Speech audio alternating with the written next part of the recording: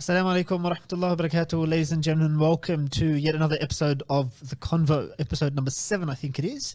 Thank you very much for joining us this evening, whether that is by watching us or tuning in to our podcast audio. Thank you very much for for tuning in. We've got for you tonight the opportunity to transport yourself, figuratively speaking, to the mountainous regions of the Caucasus or to Northeast Africa, or both, as we look at the issues of Azerbaijan and Armenia, who are find themselves in a serious conflict. And of course, as we look at the other issue that has been making the news in the last couple of weeks, where a majority, 97% majority Muslim country is hailing the fact that Islam is no longer a state religion as a success. So stay tuned with us as we explore these two issues.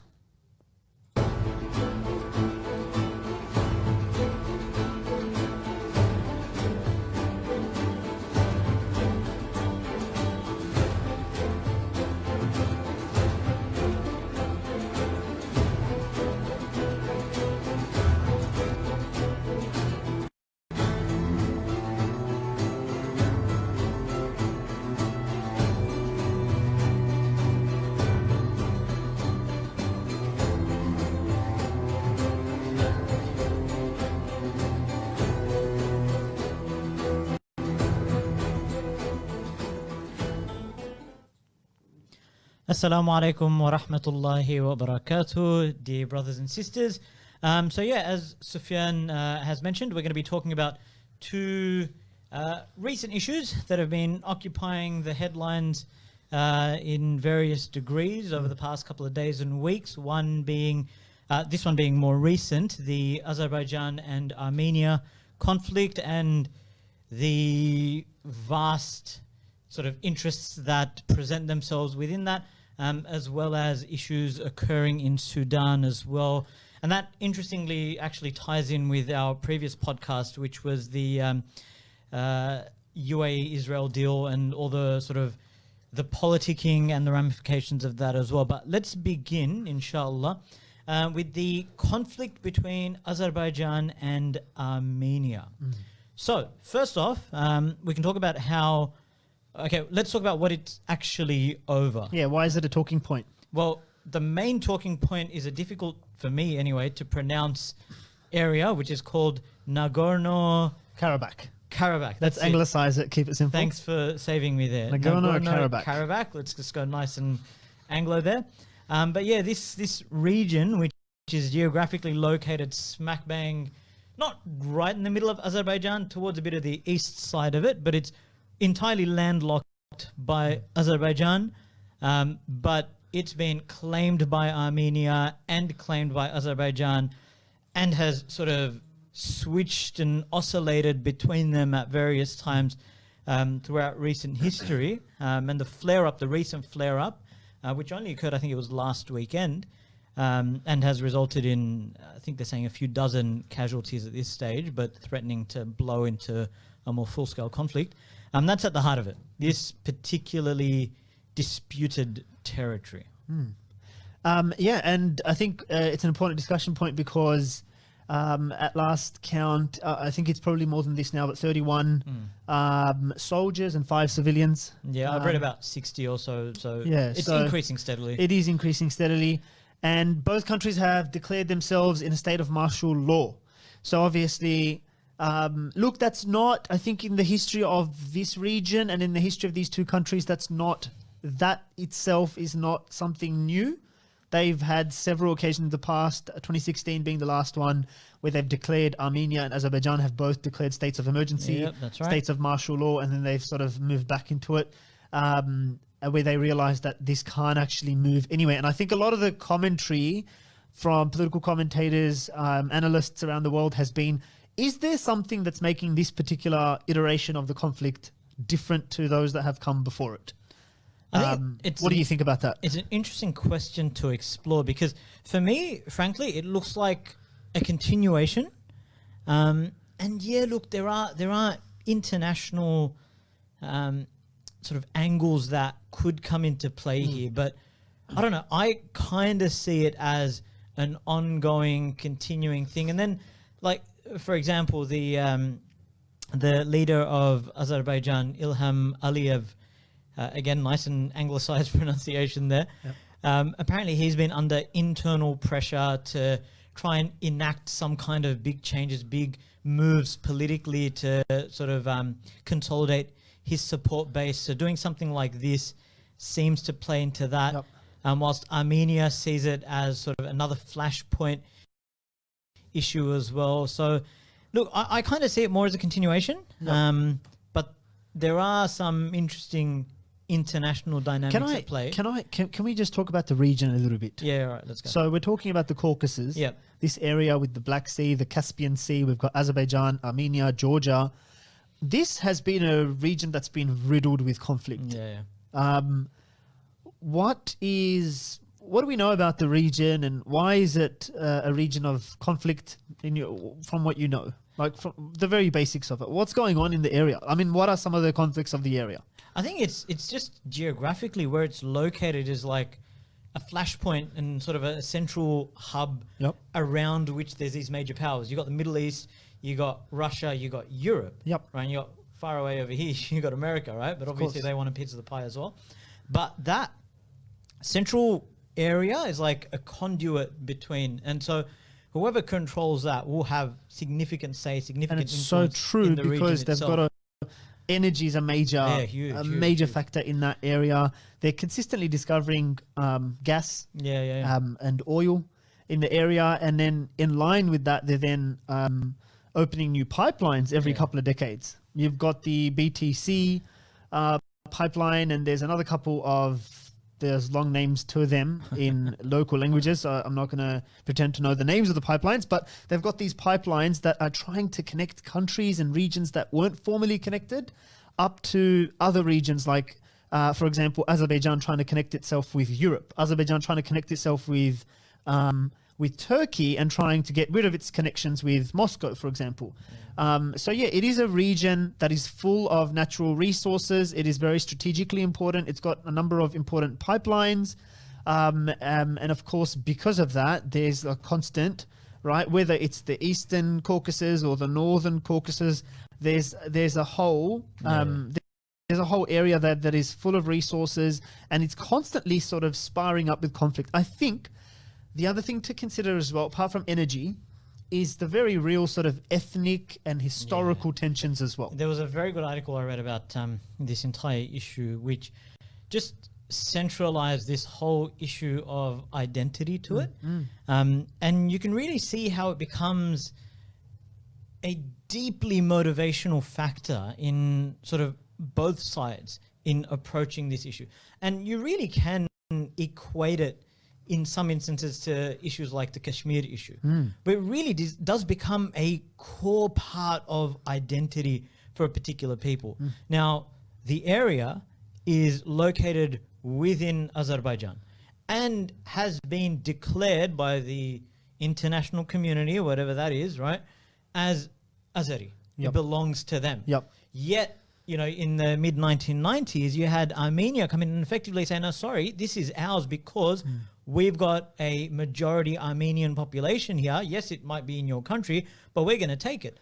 And since then have effectively you nailed it when you said it's kind of like Kashmir, because I think it's the Soviet Union, when it breaks down, it's the one that sort of determines here who gets what piece of the cake, right? And it's giving a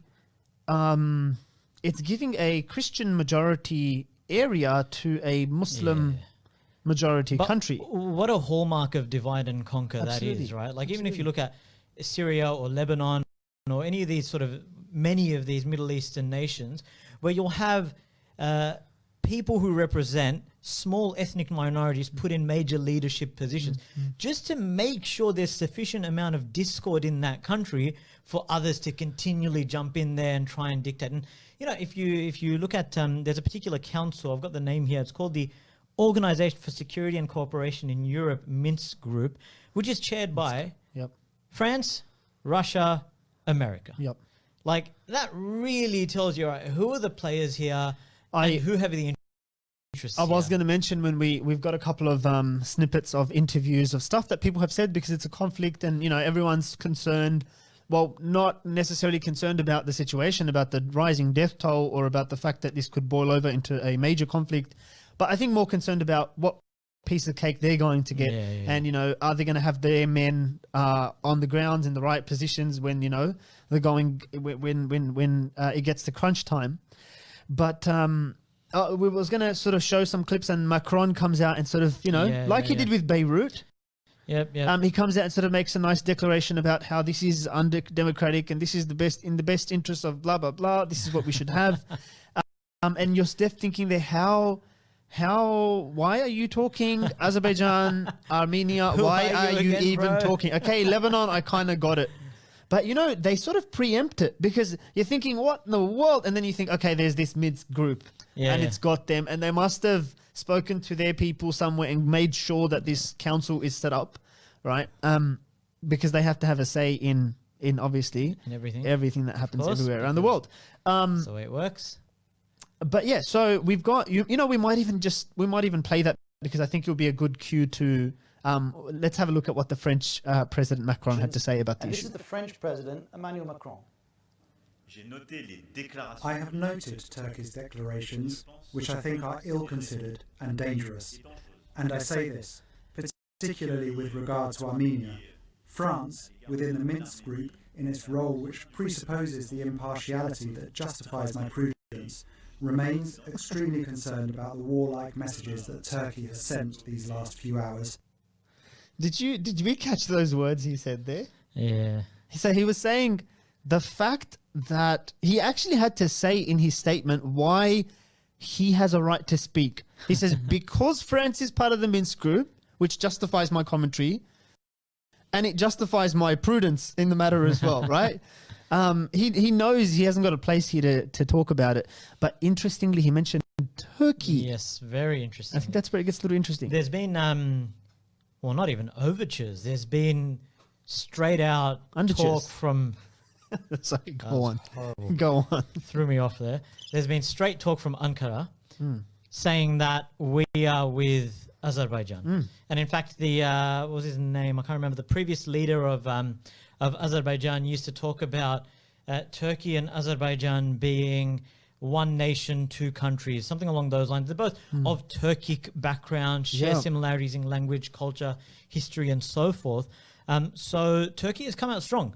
Very strong in support of Azerbaijan and against Armenia. But that's got a whole other dimension to it as well, which is the alleged Armenian genocide, right? And Armenia has that consistent issue with Turkey. And there is no love whatsoever between Armenia and Turkey, primarily on that basis. So now if Armenia is going to have an issue with Azerbaijan, right, then Turkey is going to side with Azerbaijan. And it has very openly. Strongly, very strongly. Openly. Although there have been reports where Armenia has said that Turkey's shot down Armenian jets, which Turkey has flat out denied.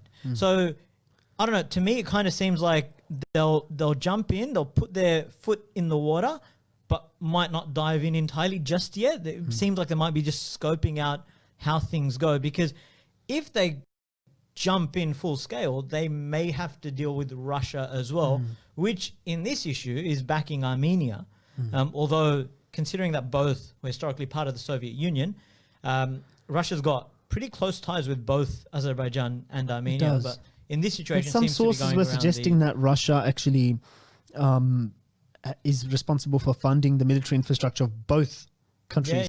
Yeah, I wouldn't be surprised. I mean, that's a pretty neat military contract you've signed up, where you're selling your infrastructure to both countries. Say, you know, I'll fund you and I'll fund you as well. And it's interesting because now there's several layers here. Like if you want to look at it as like a concentric circle, this is how I sort of, when I was reading, I realized, you know what, there's a local analysis here, which is what's going on between Armenia and Azerbaijan. There's an inner circle, or just an outer circle outside of that. Is it an inner circle? It's an outer circle because the inner one is the local circle, which sort of outlines the parameters between Azerbaijan and Armenia. Yes. There's an outer circle, which is the fact that it's a regional conflict. Yes, for sure. So if you're saying Azerbaijan is supported by Turkey because they're historically anti-Armenia, and vice versa, then, well, Russia is backing Armenia, right? So seems to be a regional conflict. But of course, who's knocking on that outer circle, which is the international analysis? There's an inner circle, an outer circle, and an outer circle. There's 3 circles. Is it's it not also too hard to follow, inner I hope. circle? No. So there's 3 circles, a local conflict, a regional conflict, and Yeah. an international Yeah, conflict, right? So think of 3 concentric circles. Let's just drop the circle business, right? There's a local, a regional, and an international conflict. Could we call them and spheres? I think we can call them spheres, or we can call them ellipses, or we can call them whatever you want. All right, let's not get too technical.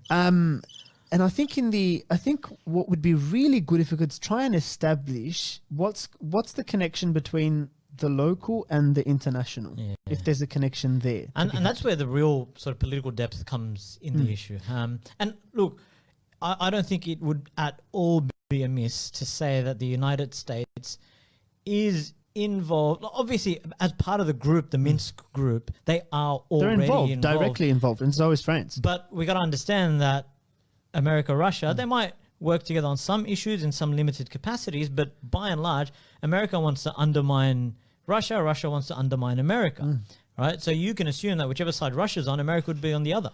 And in this issue, that could well mean that they could be pushing in some kind of back room and sort of dark corridors of power way, Azerbaijan. Could be the case. No, absolutely. And maybe let's have a look at this quote from the Prime Minister of Azerbaijan.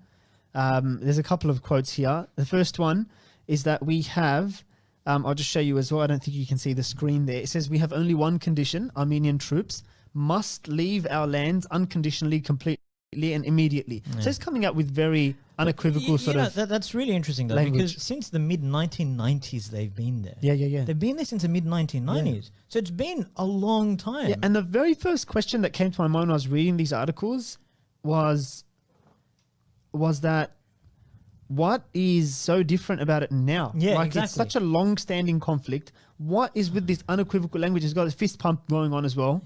He said, look, I'm going to sit on this bench here. Just need you to take a photo of this. Right, guys, take a photo. I want to do the fist pump. And they're like, buddy, look, it's been going on for 30 years. Are you sure you want to pull out the fist pump? It's going to raise questions. So he's pulled out the fist pump. So here we are on the convo asking those critical questions of, buddy, why would you go with the fist pump? It's been 30 years.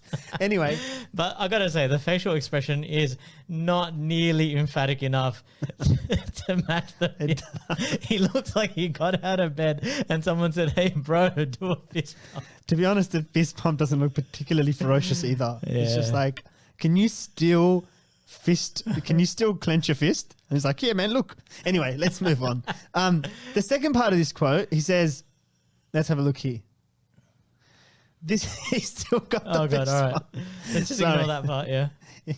Anyway, he goes, this condition remains in force. If the Armenian government meets this condition, the fighting will stop and blood will not be shed. So saying, okay, in the interest of all involved parties here, you want to stop the bloodshed, you need to pack up, you need to leave, right? You're and it's not diplomatic language. It's not like, okay, let's bring it to the negotiation table. Let's talk about this. Right?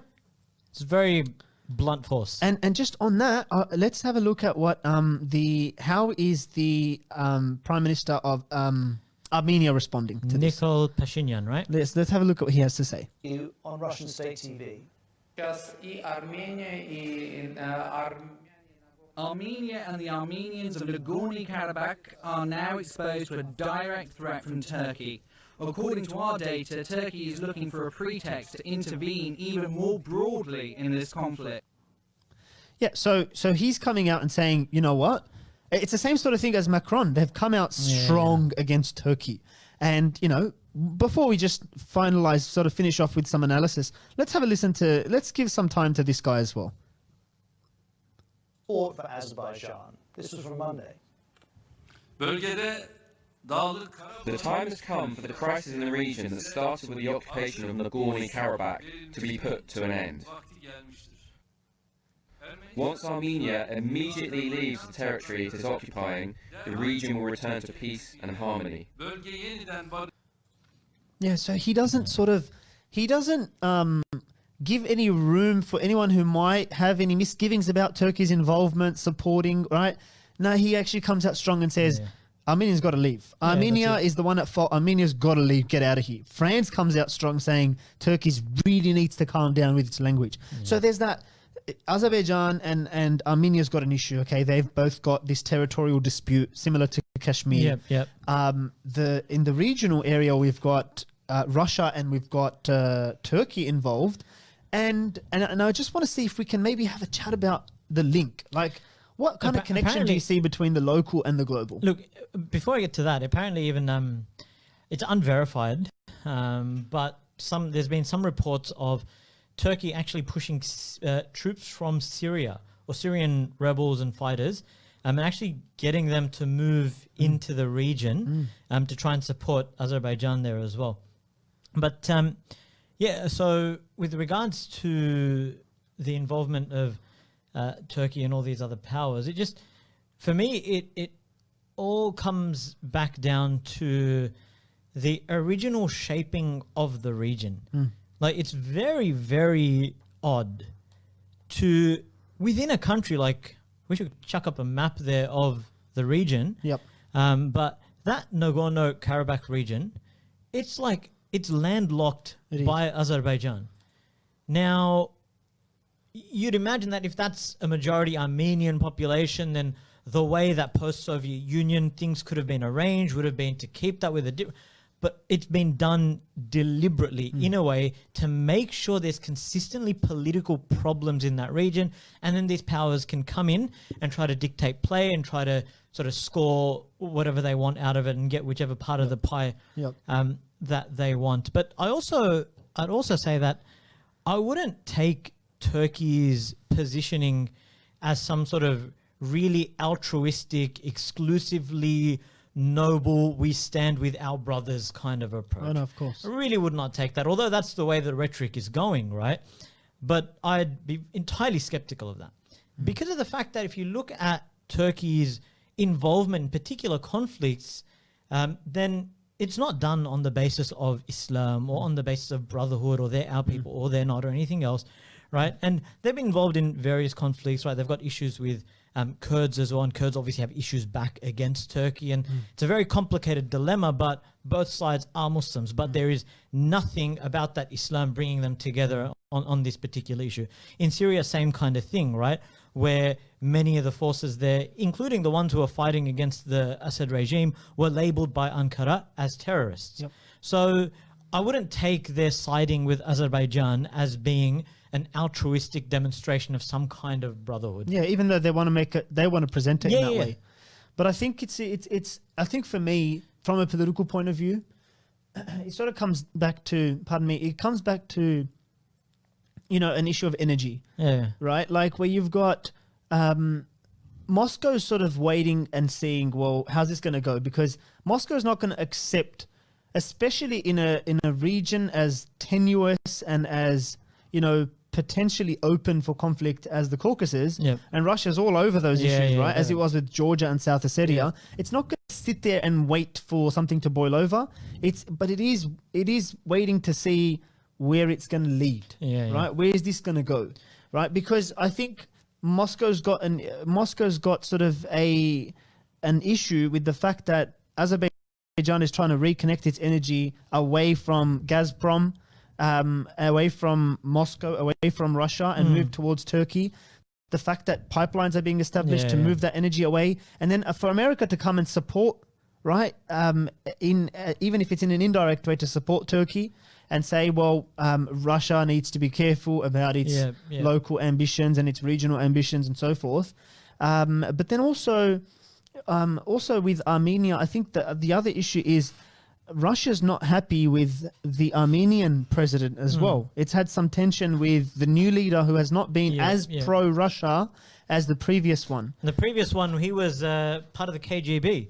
He was. So he was like as Russian as you could get. Right. So this one's not as strongly Russian aligned, and there are some commentators that are saying it could even be the fact that, Russia does fund both the Azerbaijan and the Armenian militaries to some extent. They might be controlling the situation to try and get some kind of better outcome for themselves in Armenia. A quick correction on my part there. It was the father of the current Azerbaijan leader, who was part of the KGB. But I think that leads into something that I also wanted to mention, which was that The possible sort of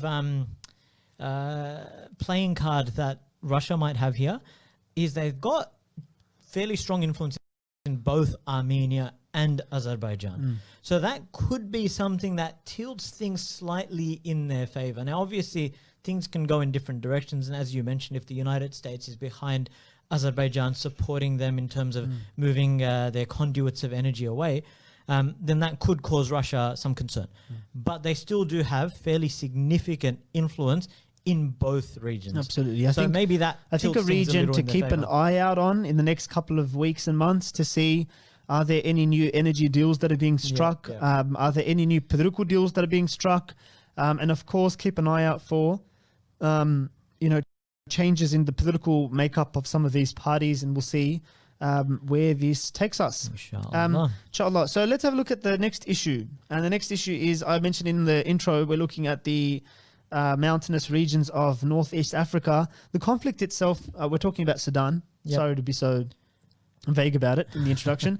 We're talking about Sudan and the fact that there was a newspaper article that I read online that said that Islam is no longer a state religion. And I sent it to Hamza. I said, bro, what do you reckon? Let's have a chat about this on the podcast. Yep, sounds good. And he said, yeah, it sounds great. I'm totally across it.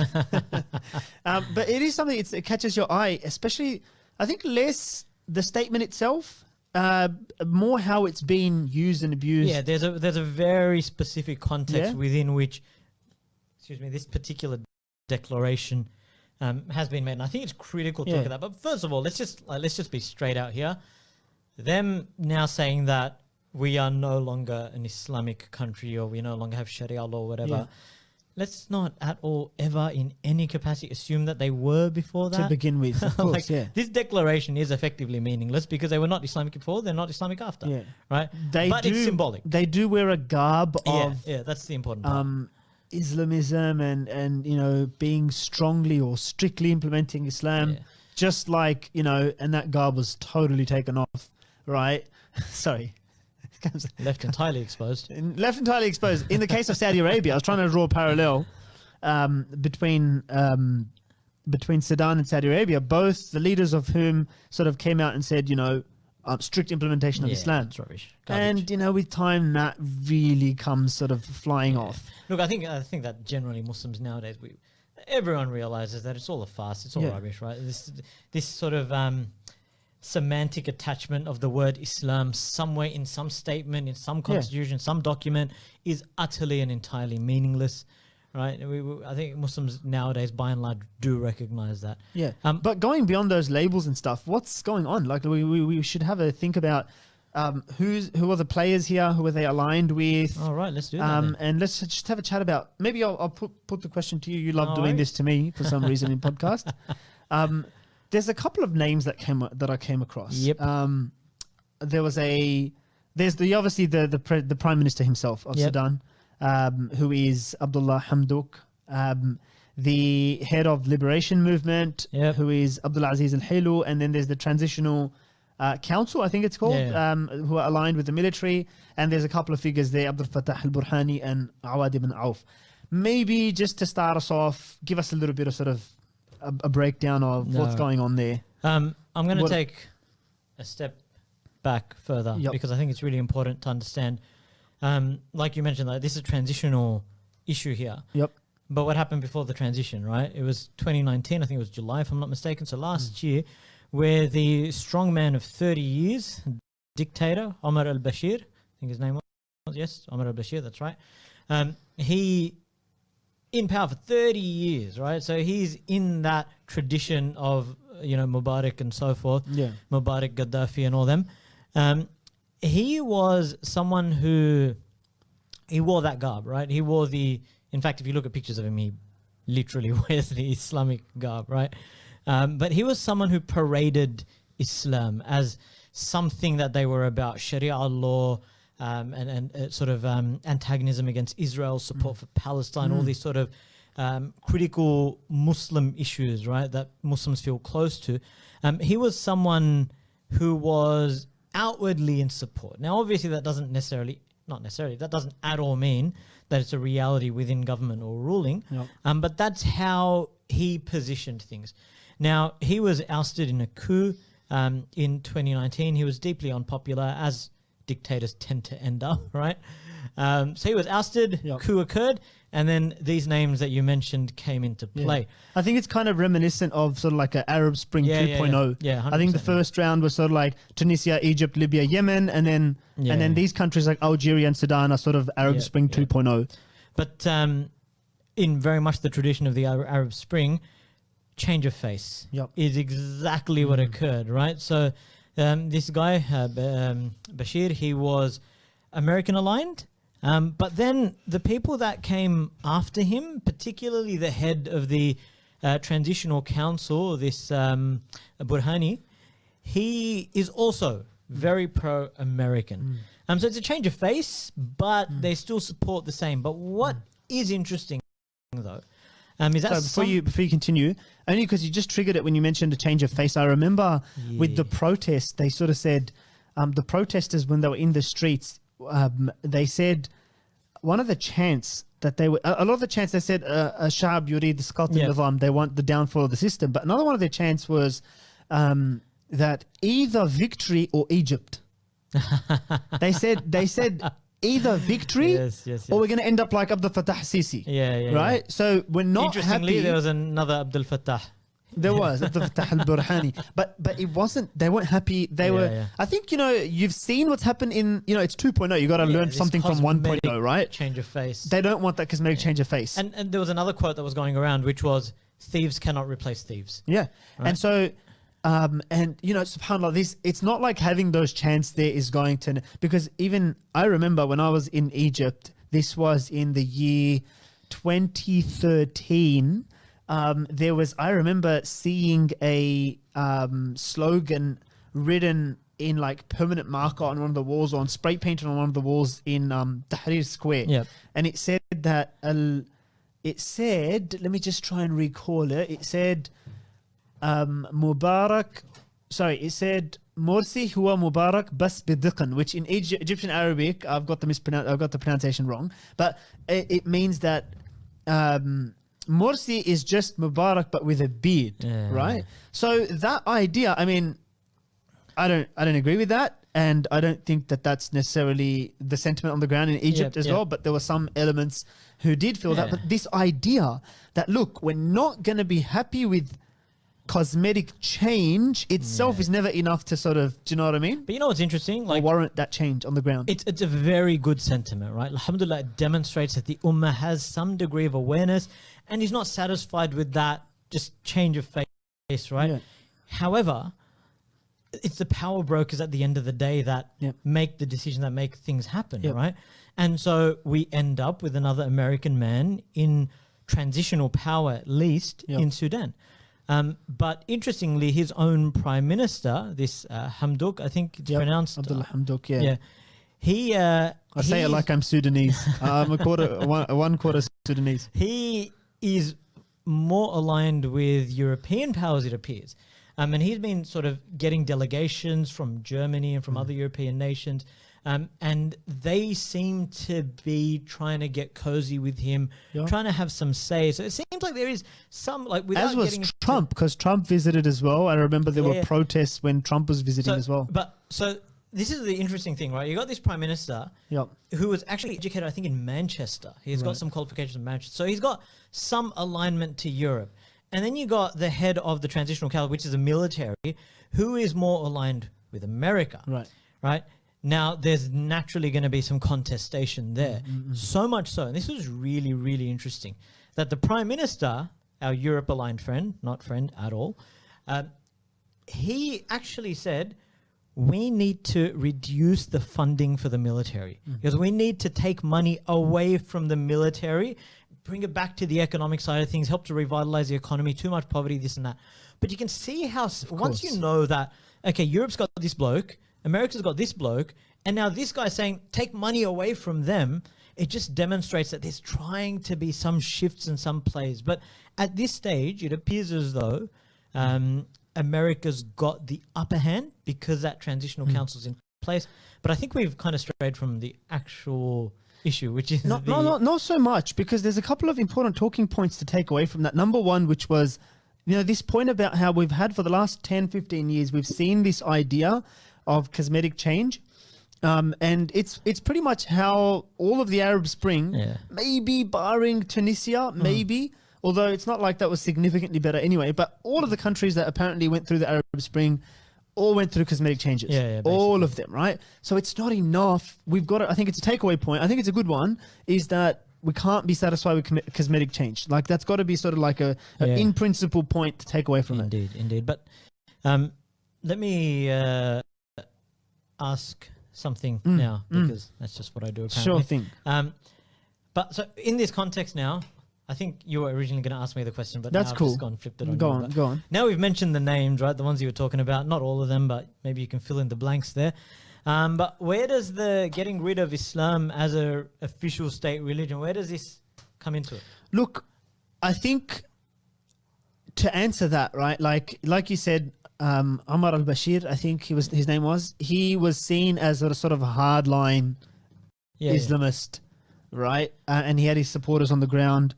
And even now, where the talk of transition is happening, if it's held in particular council meetings, then you have people who support the Islamic sentiment will come up and sort of heckle those council meetings and so forth. And so there's that tension between, Sudan sort of moving towards a religious and a strongly Islamic direction, which I think the people in power abuse, right? And they sort of play on those sentiments, which is where, because Omar al-Bashir is not like his Islamic, it's not like he's a genuine, legit Islamic, right, sincere Islamic leader or anything. And then there are other voices in the country which are saying we don't want to see this nation move towards right an Islamic sort of ideal scenario. But within that, with the way he's trying to posture himself as an Islamic leader, and I think the reason he did that is because he finds agreement for this and sentiment for this on the ground. Sentiment for things like, the fact that Israel is an illegitimate state. 100%, amongst other things. But that becomes a talking point, for sure, given everything else that's happening on the ground, right? That Israel is an illegitimate state. Now, this guy, right, he comes out and he goes, number one,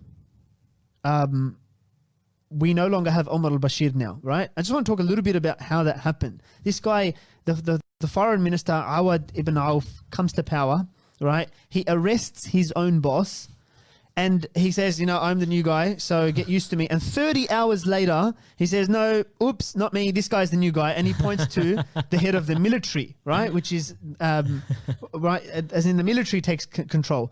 And so there's that tension there. And I think all of a sudden, the shift you see is between someone who was strongly anti-Israel, someone who was strongly anti-intervention from America, to someone now who is just pro-US, pro-Israel, huge change, pro-normalization with Israel, we don't need Islam as a state religion anymore, right? So I think do away with the way people and media are using it, and you sort of get to the core of the issue when you think about how drastically did these changes take place overnight. Let me just chuck in two quick points here, which is one, public opinion, and two, let's talk a little about the Israel thing. Sure. And actually, let me chuck in a third point, which is state sponsors of terrorism. One, public opinion.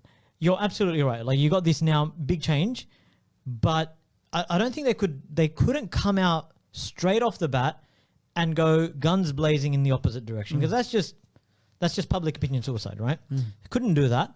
So they needed to embed themselves a little. They needed to sort of give justifications and so forth. And that's where there was, the coup that occurred against Omar al-Bashir, he was being fought by rebel groups, right? And they didn't like this Islamic garb that he had.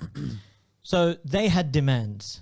And part of those demands were to remove Islam from any aspect of ruling government. So not that it was there anyway, but that's what they demanded. And so now this transitional council can come in sort of satisfy their conditions. Absolutely. They can satisfy that. And that, for them, what they sell it as is part of a peacemaking process, right? Absolutely. We can give in to these demands and we can move along to peace and so forth. And then these groups have now pushed further. And this is where America comes more significantly into play, which is Israel.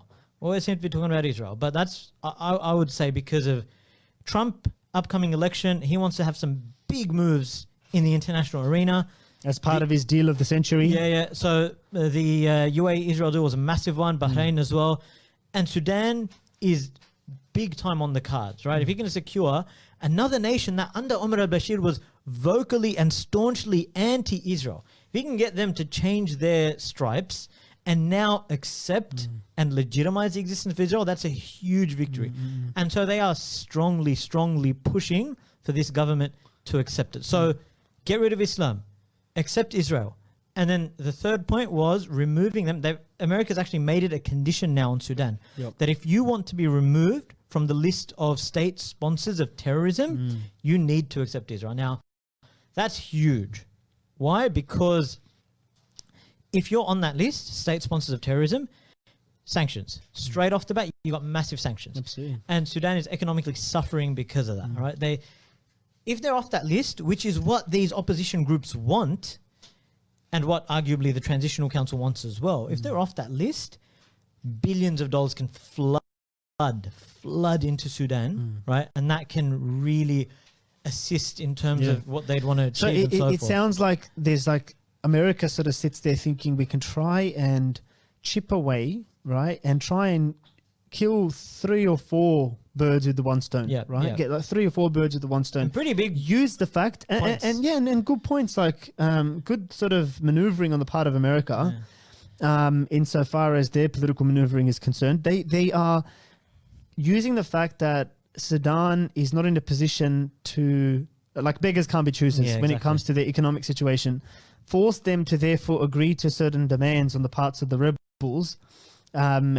Insofar as removing Islam as a state-based religion is concerned, and you satisfy that political maneuvering part, right? You got the politics sorted, but then also there's a wider issue that America is working on in the Middle East, North Africa, which is you got the UAE to recognize Israel, you got other countries lined up like Bahrain throwing their support behind them, and you got US elections, and you want to say big time, you know. He comes up in front of Biden and he can come out in this debate and he can say, you know what? I'm creating peace in the Middle East. Actually creating that myth, that fantasy of peace in the Middle East. No one's been able to do. And I've got some major cards up my sleeve. So he pulls out those cards, and I think he's sort of, that's the third bird, right? Significantly strengthens with the one his stone. position.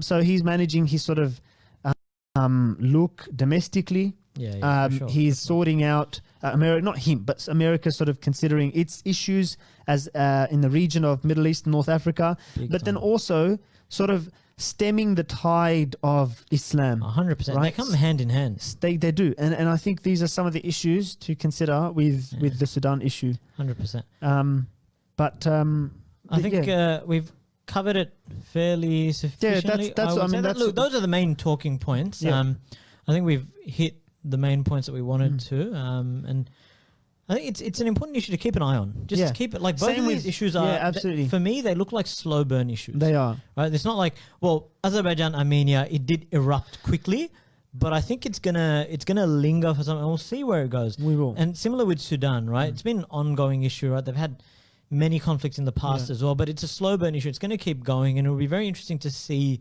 where it continues to head. And our point is that have your eye out on these two issues. We did bring them to your attention because we thought it's something that doesn't get covered as much as it should in some of the community discussions, and maybe this can spark some conversation somewhere, and it'll be good. We might leave it at that, unless you had something to add to that. Look, guys, if you had something that you feel that we should talk about, or that you think as a community we should talk about, and maybe we can get that conversation going as well, feel free to let us know on our Facebook page or our Instagram page. You can access us, type in the Convo, it will come up.